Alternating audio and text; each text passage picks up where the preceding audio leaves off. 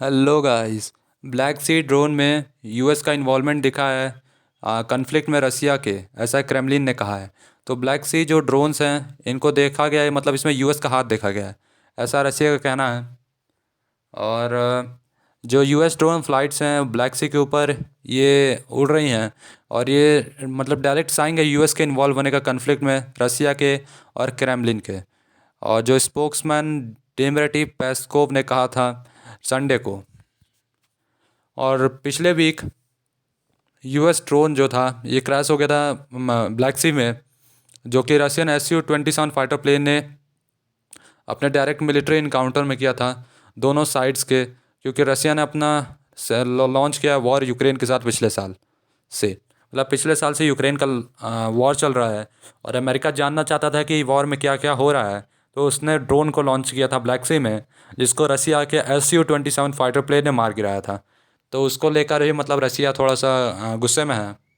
और उसने कहा है कि ये सब कोई जानता है कि जो ये ड्रोन्स हैं ये क्या कर रहे थे, और उनका मिशन जो था ये शांति फैलाने का बिल्कुल नहीं था।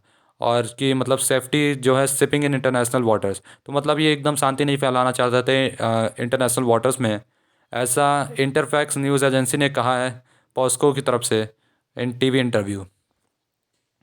और जो साथ में ये भी कहा है कि हम लोग डायरेक्ट इन्वॉल्वमेंट ऑपरेटर्स की बात करें इस ड्रोन के साथ, जो कि कॉन्फ्लिक्ट में है और हमारे विरुद्ध में है।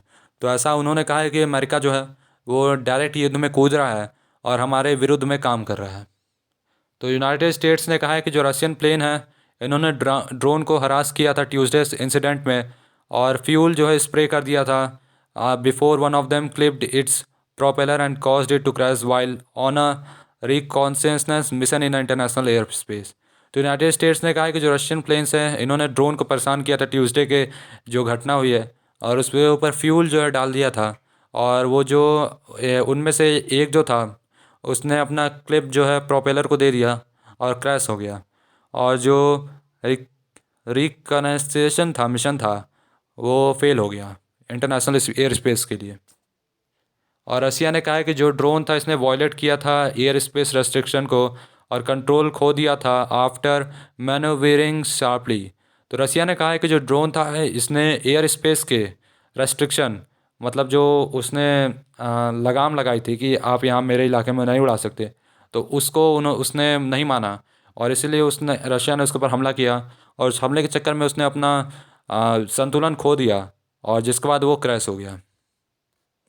रशिया के डिफेंस मिनिस्टर ने कहा है कि उसने प्रेजेंटेड किया awards to the airman involved in a rejoinder to US accusations that the incident showed the recklessness and possible incompetence of the part of the pilots। तो रशिया के defence minister ने award दिया है airman इन जो कि involve था US के उस प्लेन को गिराने में। और उसने कहा है कि जो इंसिडेंट है उसने शो किया है कि मतलब एकदम जिम्मेदार नहीं है और इनकम्पिटेंस है उसके पायलट्स में, मतलब कोई उसके पायलट की कोई गलती नहीं है, और इसीलिए उसको अवार्ड मिला है। और मॉस्को ने कहा है कि जो यूनाइटेड स्टेट्स हैं और उसके जो साथ काम कर रहे हैं वो यूक्रेन को पैसा दे रहे हैं वॉर के लिए, और जो स्ट्रेटेजिक डिफिट है उसके लिए भी खिलाफ भी उसकी मदद कर रहे हैं रसिया को हराने के लिए। वॉशिंगटन ने कहा है कि वो हेल्प कर रहा है यूक्रेन को डिफेंड करने के लिए खुद को अगेंस्ट एन अनप्रोवेक्ड रशियन इन्वेशन। तो वॉशिंगटन का अपना कहना है कि जो यूक्रेन की इसलिए मदद कर रहा है क्योंकि रसिया जानबूझ के या बिना सोचे समझे यूक्रेन के ऊपर हमला कर रहा है।